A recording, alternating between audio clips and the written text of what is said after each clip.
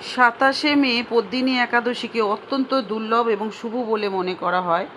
এই একাদশী পুরুষোত্তম মাসে অর্থাৎ অধিক মাসে পড়েছে। এটা হচ্ছে আমাদের মল মাস পড়েছে, সেটাকে আমরা পুরুষোত্তম মাস বলি, যা প্রতি 3 বছর অন্তর একবারই আসে। এই কারণে এর তাৎপর্য সাধারণ যে কোনো একাদশীর থেকে অনেক বেশি। বিশ্বাস করা হয় এই দিনে ভগবান বিষ্ণুর বিশেষ আশীর্বাদ লাভ হয় এবং জীবনে অনেক বড় অসুবিধা দূর হতে পারে। বুঝতেই পারছেন, আজকে আমি একাদশী নিয়েই আপনাদেরকে আর একটা ভিডিও নিয়ে এলাম। আমি আগের ভিডিওতে বিস্তারিত বলেছি কখন পড়েছে, তাৎপর্য, গুরুত্ব এবং পারণ মন্ত্র, সংকল্প মন্ত্র সবটা বলেছি। কিন্তু এই ভিডিওর মাধ্যমে আমি আজকে ব্রতের মাহাত্ম্য বা ব্রত কথাটা আপনাদের সাথে শেয়ার করব, যেটা আপনারা ব্রত করলে অবশ্যই শুনবেন। ব্রত করুন বা না করুন, এই ব্রত কথা না শুনলে কিন্তু আপনারা যে ব্রত করছেন তার কিন্তু কোনো ফল হয় না। তাই অবশ্যই এই ব্রত কথাটা সবাই শুনবেন, সকলের সাথে শেয়ার করবেন, সকলকে শোনার সুযোগ করে দেবেন। ভগবানের কথা যত বলবেন, যত শুনবেন, ততই কিন্তু আপনাদের জন্য মঙ্গল। আর আজকে আমি ব্রত কথা শুরু করার আগে বলবো, নতুন হয়ে থাকলে অবশ্যই চ্যানেলটা সাবস্ক্রিপশন করে পাশে থাকবেন, লাইক কমেন্ট করবেন, কমেন্ট বক্সে অবশ্যই হরে কৃষ্ণ রাধে রাধে লিখতে কিন্তু একদম ভুলবেন না। আর অল বাটনে প্রেস করে রাখবেন, তাহলে আমি ভিডিও দিলেই আপনারা তৎক্ষণাৎ পেয়ে যাবেন। হরে কৃষ্ণ কৃষ্ণ কৃষ্ণ হরে হরে, হরে রাম রাম রাম হরে হরে। ব্রতের মাহাত্ম্য বা ব্রত কথা। মহারাজ যুধিষ্ঠির বললেন, হে কৃষ্ণ, হে জনার্দন, অধিবর্ষের অতিরিক্ত মাসের কৃষ্ণপক্ষে যে একাদশী আসে তার নাম কি? এই একাদশী পালনের পদ্ধতিটাই বা কী, এবং এটি পালন করলে কি পুণ্য লাভ হয়? অনুগ্রহ করে আমাকে এই বিষয়ে বর্ণনা করুন। ভগবান কৃষ্ণ উত্তর দিলেন, হে মহারাজ, এই পবিত্র একাদশীর নাম পদ্মিনী একাদশী। যদি কেউ কঠোরভাবে এই একাদশী পালন করেন তবে তিনি ভগবান পদ্মনাভের ধামে ফিরে যান। এই একাদশী ব্যক্তির সমস্ত পাপ কর্মের ফল প্রতিহত করে। স্বয়ং ভগবান ব্রহ্মাও এই একাদশীর ফল বর্ণনা করতে অক্ষম হয়েছিলেন। বহুকাল পূর্বে ভগবান ব্রহ্মা পদ্মিনী একাদশীর মহিমা বর্ণনা করেছিলেন, যা এর অনুগামীদের ঐশ্বর্য এবং মহর্ষি নারদকে মোক্ষ প্রদান করে। ভগবান কৃষ্ণ বলতে লাগলেন, দশমীর দিন বা একাদশীর আগের দিন থেকে ব্রত পালন করা উচিত। অন্যের রান্না করা খাবার খাওয়া উচিত নয়। কাঁসার থালায় খাবার খাওয়া উচিত নয়। একাদশীর আগের দিন বিউলির ডাল, ছোলার ডাল, ব্রহ্মচর্য পালন করতে উচিত নয়। একাদশীর দিন এবং সন্ধ্যে লবণ দিয়ে সেদ্ধ দাঁত মেজে স্নান করা উচিত। একাদশীর দিনে মেঝেতে ঘুমাতে হবে এবং কঠোর এবং জল দিয়ে পরমেশ্বরের আরাধনা করা উচিত। ভগবানের পবিত্র নাম এবং মহিমা কীর্তন করা উচিত। অহেতুক কথাবার্তায় লিপ্ত হওয়া উচিত নয়। অধিবর্ষের অতিরিক্ত মাসে পড়া একাদশীর দিনে যদি কেউ জল বা দুধ পান করেন তবে তার প্রতিজ্ঞা ভঙ্গ হয়। একাদশীর দিনে রাতে জেগে থেকে পরমেশ্বরের পবিত্র নাম এবং গুণাবলীর কীর্তন করা উচিত। রাতের প্রথম 3 ঘন্টা জেগে থাকলে অগ্নিষ্টম যজ্ঞের ফল লাভ হয়।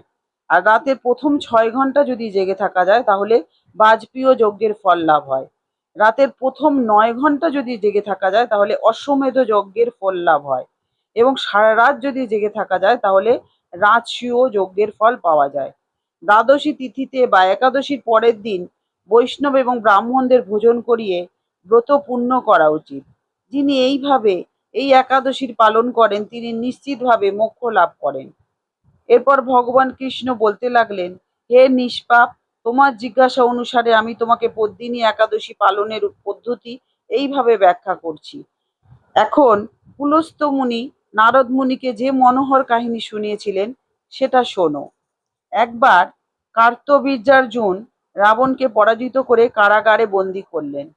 পুলস্ত্য মুনি রাবণকে এই অবস্থায় দেখে কার্তবীর্যার্জুনের কাছে গেলেন এবং তাকে রাবণকে মুক্তি দেওয়ার জন্য অনুরোধ করলেন। সেই মহর্ষির অনুরোধে রাজা অবশেষে রাবণকে মুক্তি দিলেন। এই আশ্চর্যজনক ঘটনা শুনে নারদ মুনি বিনীতভাবে পুলস্ত্য মুনিকে জিজ্ঞাসা করলেন, হে ঋষি শ্রেষ্ঠ, যেহেতু রাবণ ইন্দ্র সহ সকল দেবতাদের পরাজিত করেছিল তাহলে কিভাবে সম্ভব? কার্তবীর্যার্জুন রাবণকে পরাজিত করেন।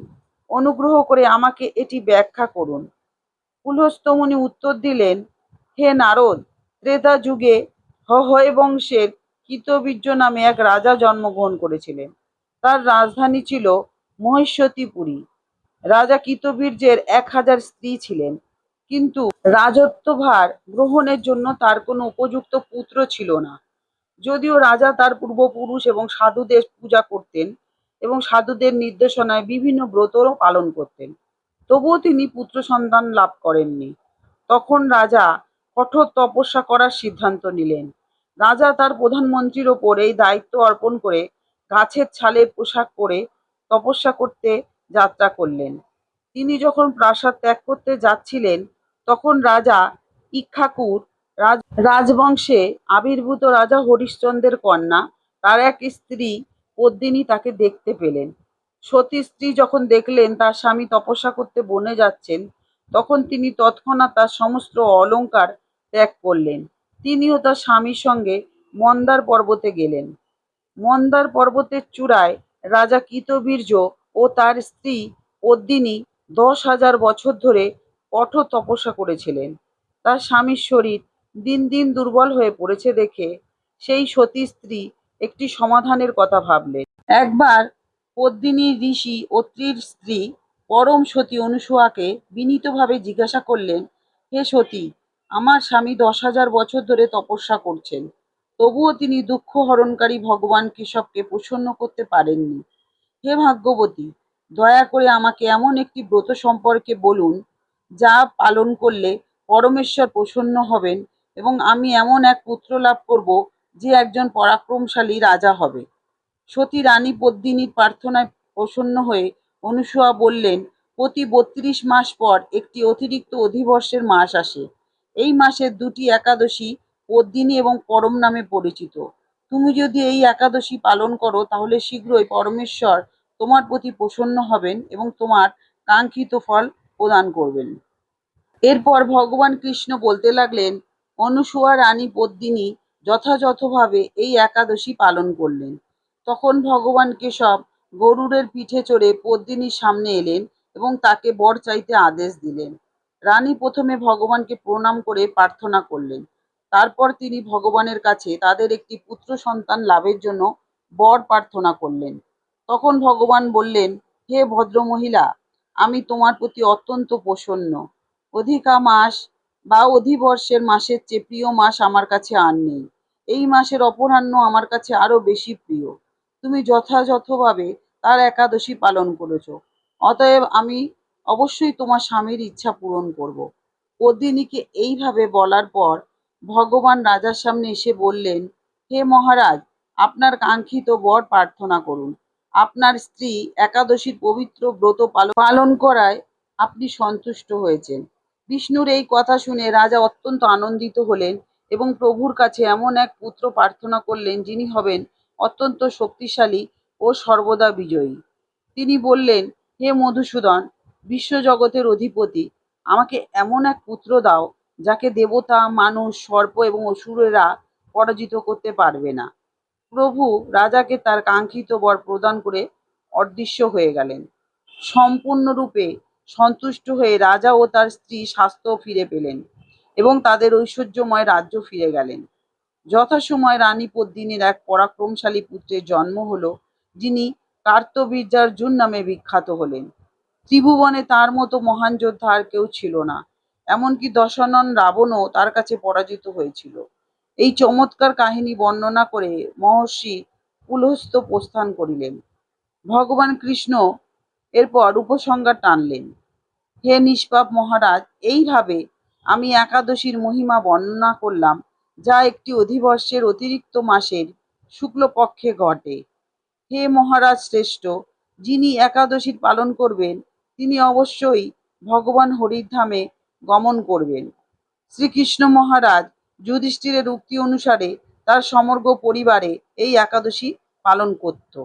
যে ব্যক্তি নিষ্ঠার সাথে এই পদ্মিনী একাদশী পালন করেন তার জীবন গৌরবময় হয়ে ওঠে। যিনি এই একাদশীর মহিমা শ্রবণ বা পাঠ করেন তিনি প্রচুর পুণ্য লাভ করে থাকেন। হরে কৃষ্ণ, রাধে রাধে। বন্ধুরা ভালো থাকবেন। ভগবানের কথা অমৃত সমান, যত শুনবেন, যত বলবেন, যত শেয়ার করবেন, তত কিন্তু ভগবানের আশীর্বাদ পাবেন। তাহলে আজকে শেষ করি। আবার দেখা হবে নতুন আর একটা ভিডিও নিয়ে। এতক্ষণ আমার সাথে থাকার জন্য আপনাদেরকে অসংখ্য ধন্যবাদ। বাসুদেব সকলের মঙ্গল করুক। হরে কৃষ্ণ, রাধে রাধে। ওম নমো ভগবতে বাসুদেবায় নমঃ।